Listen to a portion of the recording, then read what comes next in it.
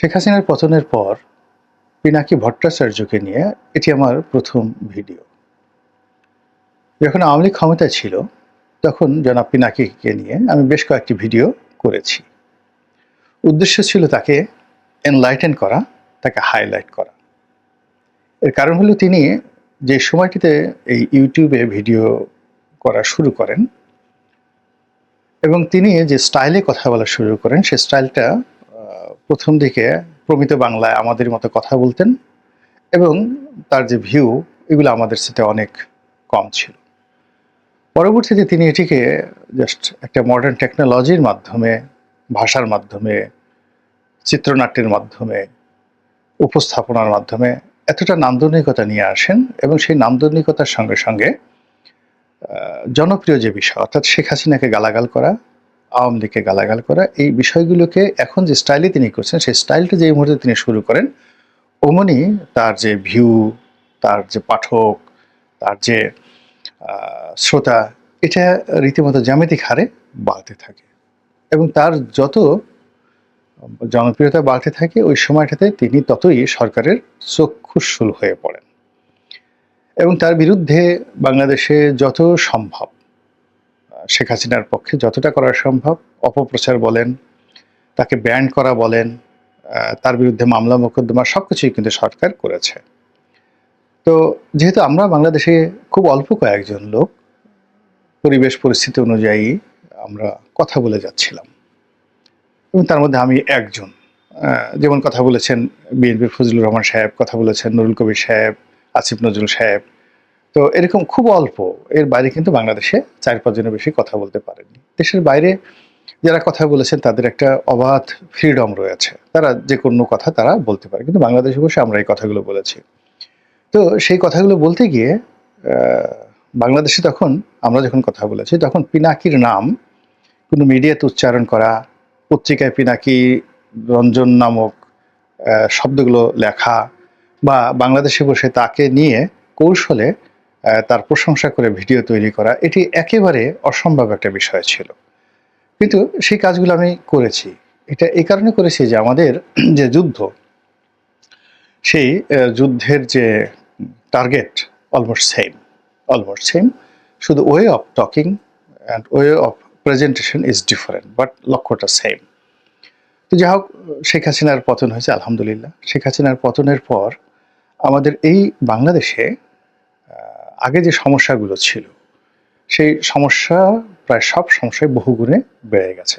তারপর কিন্তু আমাদের আফসোস নেই। এর কারণ হলো শেখ হাসিনার 15 বছরের যে শাসন আমল, আমরা প্রায় সবাই যারা নির্যাতিত হয়েছি তারা যে কোনো মূল্যে পরিত্রাণ চাচ্ছিলাম। এমনকি অনেকে মৃত্যু কামনা করছিলেন যে এর সাথে আমাদের মৃত্যু হয়ে যাক, আল্লাহ তুমি জিবরাইলকে পাঠিয়ে আমাদেরকে নিয়ে নাও, আচ্ছা শেখ হাসিনাকে নিয়ে নাও। তো শেখ হাসিনা চলে গেছেন, আল্লাহ তাকে ভালো রাখুন, হেদায়েত দান করুন, ভেস্ত নসিব করুন, আমরা দোয়া করি। কিন্তু এখন শেখ হাসিনার অবর্তমানে এই বাংলাদেশে যে সকল সমস্যাগুলো তৈরি হয়েছে, দেশের বাইরে থেকে যারা পিনাকি মতো লোকজন আছেন তারা অনুধাবন করতে পারবেন না আমাদের যে বেদনা। আমরা এই বাংলায় বসে যারা কথাবার্তা বলছি, যারা ব্যবসা বাণিজ্য করছি, সীমাহীন অরাজকতা। এটা মানে একটা ইংরেজিতে একটা শব্দ আছে, it can better imagine than describe. কিছু কিছু বিষয় আছে কল্পনা করা যায়, বর্ণনা করা যায় না। তা আমরা যারা ভুক্তভোগী, আমরা এই বিষয়গুলো যেভাবে কল্পনা করতে পারি সেগুলো আমরা বর্ণনা করতে পারি না, আর বাইরে যারা আছেন তারা প্রশ্নই আসে না। তো সেই দিক থেকে এখন এই বাংলাদেশে যা কিছু হচ্ছে, সেই অবাধ দৃষ্টিতে মনে হচ্ছে যে সরকারের পেছনে সরকার আছে, তারপর অদৃশ্য অনেকগুলো ক্ষমতা আছে। এখানে তৃতীয় রাষ্ট্র বা ফোর্থ স্টেট, চতুর্থ রাষ্ট্র, ইংরেজিতে যে কথাগুলো আছে সেগুলো খুবই কার্যকর অবস্থায় আমাদের সমাজকে উত্তাল করে তুলছে। তো এত কিছুর মধ্যেও যে মানে অবাক করা যে বিষয়, সেই অবাক করার বিষয়টা হলো যে বাংলাদেশের শাসন প্রণালীতে, তারপর শাসন ব্যবস্থায়, প্রণালী এবং ব্যবস্থা দুটো আলাদা জিনিস। এরপর দৈনন্দিন কর্মকাণ্ড এবং আমাদের জাতীয় গুরুত্বপূর্ণ যে সিদ্ধান্তগুলো হচ্ছে, সব ক্ষেত্রে প্যারিস প্রবাসী ইউটিউবার জনাব পিনাকি ভট্টাচার্য তিনি খুবই গুরুত্বপূর্ণ ভূমিকা পালন করছেন। আমি যেটা শিরোনামে ব্যবহার করছি সেটি হলো যে তিনি এখন বাংলার খমেনি। আয়াতুল্লাহ খমেনি একসময় প্যারিসে ছিলেন এবং সেখানে থেকে তিনি পুরো যাকে বলা হয় ইরানের রাজনীতি নিয়ন্ত্রণ করেছেন এবং তার কথা মতো সবকিছু চলেছে এবং একটা সময় তিনি প্লেনে করে এসে অলনে ছাড়েন, কাউকে না জানিয়ে অলনে ছাড়েন, উপস্থিত হয়েই তিনি বিপ্লবের নেতৃত্ব দিয়েছেন।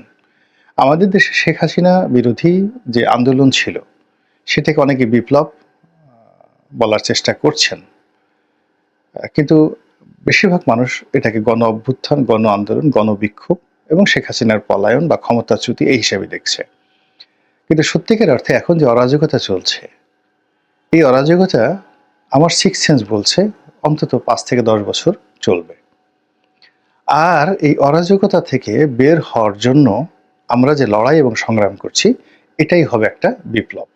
দ্বিতীয় বিপ্লব হবে, তৃতীয় বিপ্লব হবে এবং সেই বিপ্লবটা চলছে।